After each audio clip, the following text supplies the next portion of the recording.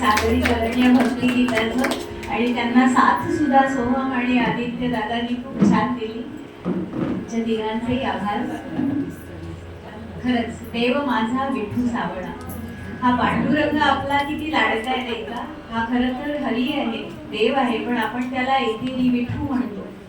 त्याला लाडानी कोणी सावळ्या म्हणतं, कोणी विठोबा म्हणतं, कोणी कानड्या म्हणतं. काय हवं ते जे मनाला येईल ते चोपण नाव देतो. आणि त्यालाही राग येत नाही बरं का, कारण तो इतका डाऊन टू अर्थ देव आहे पांडुरंग. अगदी आपला भक्ताचा होऊन जातो तो. आपण इतर देवांना असं गजावत नाही तर एकेरी नाव द्यायला, पार्वतीला पारू किंवा रामाला रामू असं कधी म्हणत नाही आपण, पण पांडुरंगाला मात्र आपण विठू म्हणतो. ह्याचा रुक्मिणीला फार राग येतो बरं का. काही स्टेटस आहे की नाही म्हणते ती माझ्या नवऱ्याचं. भक्तांनी आपलं पूर्ण त्या माझ्या नवऱ्याला हे करून टाकलंय, कंट्रोल मध्ये घेऊन टाकलंय. पाहिजे तेव्हा आपलं भक्ताकडे भक्त बोलवतात आणि हे आपले जातात. म्हणून ती एकदा खूप रुसून बसली. याचं वर्णन एका पदात खूप छान केलं आहे. कीर्तनकार गोविंद स्वामी आंबळेंचं हे पद मला सापडलं, ते मी तुम्हाला वाचून दाखवते. आता रुक्मिणी रुसली आहे, भक्तांनाही कळलं, विठ्ठलालाही कळलं, तर भक्त सगळे म्हणाले विठ्ठलाला चला आपण बघूया काय प्रॉब्लेम झालाय तो.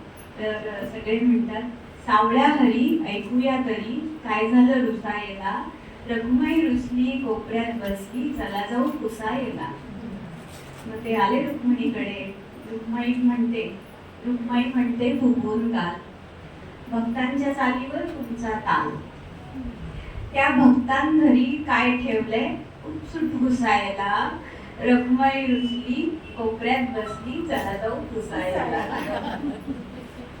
हे आपल्याला माहिती आहे पांडुरंग जनाबाई फार त्यांची लाडकी होती. ते तिला मदतीला सारखे जायचे. ते रुक्मिणीला म्हणायचे काही नाही गो, मी फक्त दळण दळून येतो तिच्याकडे. ती म्हणते माहिती मला काय काय करता तुम्ही ते. मग आता ती सांगते ते काय काय करतात. कोणती तुमची जनिका फणी, कोणती तुमची जनिका फणी, तिची कशी केली वेळी फणी, तिची कशी केली वेळी फणी, दळण कांडण करून गेला. बरं का, दळण कांडण करून गेला लुगडी धुवायला, रखुमाई रुसली कोपऱ्यात बसली चला जाऊ पुसायला. पुढे तिथं अजून एक प्रॉब्लेम आहे. तो एक वेडा तुकोबा वाणी, तो एक वेडा तुकोबा वाणी, त्यानं कुठं लिहिली 4-2 गाणी, त्यानं कुठं लिहिली 4-2 गाणी. तेवढ्यासाठी काय विमान धडायचं, तेवढ्यासाठी काय विमान धडायचं, फुकटचं बसायला, रखुमाई रुसली कोपऱ्यात बसली चला जाऊ पुसायला. खरं तर असं खूप मोठं आहे. प्रत्येक भक्ताबद्दल तिला रागच आहे, कारण तिचा वेळ पांडुरंग भक्तांना देतात. पण पांडुरंग पांडुरंग आहे. आता पुढचा पांडुरंगाच्या चरणी सेवा सादर करण्यासाठी राग भीम पलास घेऊन येतो आहे सुमेध सदावर्ते.